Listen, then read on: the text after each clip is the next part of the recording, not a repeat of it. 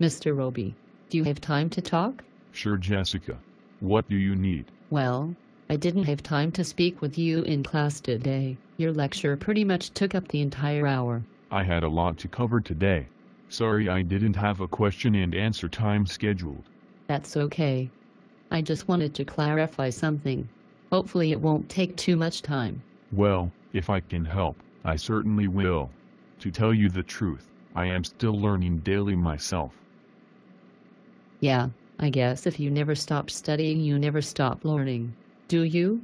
Anyway, you covered tithing under the Mosaic Law and said it ended officially at the cross. But according to Hebrews, Jesus is a high priest forever after the order of Melchizedek. So if Jesus is a high priest after the order of Melchizedek, why don't the tithes continue since Melchizedek received tithes prior to the law? That is a good question. But, I think I can answer your question with another question. Where does the Bible say who is to receive tithes in the proxy of Jesus Christ? Well, it doesn't specifically name any class I of people other than Levites, widows, orphans and strangers in the law.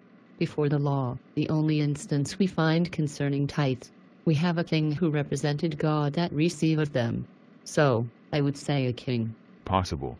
However, according to Revelation, we are all kings and priests.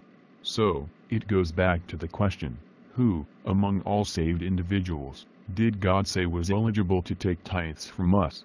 Is there a scripture that gives us the answer? Not that I can recall. Now you have me wondering if there is such a verse. I do know you said that in the pastoral scriptures there is no mention of the tithe, and that is the guideline for the operation of the New Covenant Church. Correct. And here's another question. Just suppose you are correct in saying that because Melchizedek received tithes, we are to give tithes too. And just suppose it was your pastor who was the representative of Jesus Christ that was eligible to receive tithes. If we return to that order, then the only tithes that you or I could give would be war spoils, as that is the only type of tithes that we find ever given to Melchizedek. Abram was never said to have tithed from his own household income. So, if we have returned to Melchizedek's order of tithes, we cannot tithe our own household income. But, wouldn't the war spoils have been considered as wages? Not at all. Abram told God that he would not keep any of the spoils as his own property. So they could not have been considered wages. How many people do you know that will give 10% of their money to a man of God, and turn around and give the other 90% to a wicked king? I am sure you will say no. And that's my point. Nothing in the Genesis 14 tithe resembles that tithe that is being preached in our pulpits today.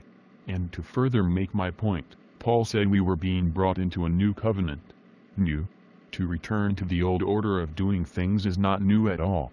Although Jesus Christ is after the order of Melchizedek, the order must refer to the office, rather than a specific pattern of doing things.